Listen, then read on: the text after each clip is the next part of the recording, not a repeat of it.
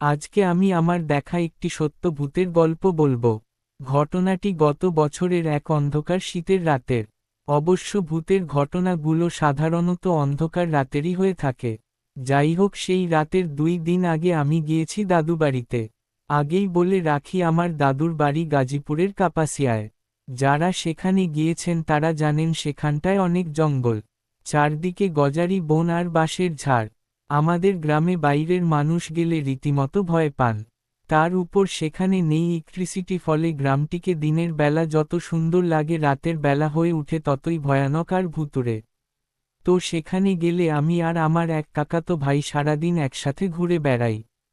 আর আমাদের সাথী হয় ওর সাইকেল আর একটা চার্জার লাইট, যা অনেকটা দূরের বাজার থেকে চার্জ করে আনতে হয়। সেই দিন আমরা দুপুরের দিকে বের হয়েছি। গন্তব্য প্রায় 4 কিলোমিটার দূরে একটা সঙ্গীত অনুষ্ঠান। আর সঙ্গীত অনুষ্ঠান শেষ হতে অনেকটা রাত হয়ে গিয়েছিল। আমরা দুই ভাই বাড়ি ফিরছি।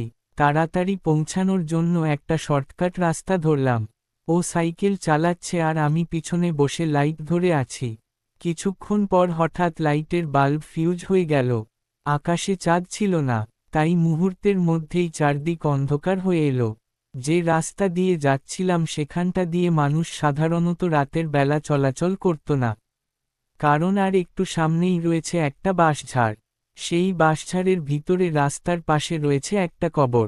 সেই কবর আর বাঁশঝাড় নিয়ে গ্রামে নানা ভৌতিক কাহিনী প্রচলিত। চারদিকে ঘুটঘুটে অন্ধকার, তার উপর নির্জন রাস্তা। আমরা ভয় পেয়ে গেলাম, কিন্তু কিছুই করার নেই।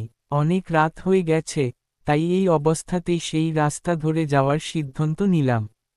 রাস্তাটি আমাদের ভালোভাবেই চেনা ছিল, তাই অন্ধকারের মধ্যে সে আমাকে নিয়ে সাইকেল চালাতে শুরু করল। সেই জায়গাটার কাছাকাছি এসে হঠাৎ সাইকেল সহ আমরা পড়ে গেলাম। সাথে সাথেই সামনের কবরের দিক থেকে ভয়ানক জোরে খচখচ শব্দ হতে লাগল। আমরা ভয়ে সাইকেল ফেলে উল্টো দিকে দিলাম দৌড়।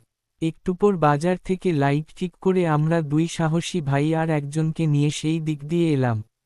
দেখি সাইকেলটা ওইখানেই পড়ে আছে আর সামনে থেকে কয়েকজন লোক আসছে। কাছে আসতেই তারা আমাদের জিজ্ঞাসা করল আমরা এখানে কোনো কিছুর শব্দ কিংবা কোনো কিছু দেখেছি কিনা। কারণ যা বলল তার সারমর্ম এরকম, তাদের মধ্যের একজন কিছুক্ষণ আগে এই রাস্তা দিয়ে যাচ্ছিলেন। হঠাৎ কবরের স্থানটা থেকে ভয়ানক আওয়াজ আসতে লাগল। সেটি শুনে তিনি দৌড় দিয়েছিলেন। আমাদের আর বুঝতে বাকি রইল না যে ঘটনাটা আসলে কি।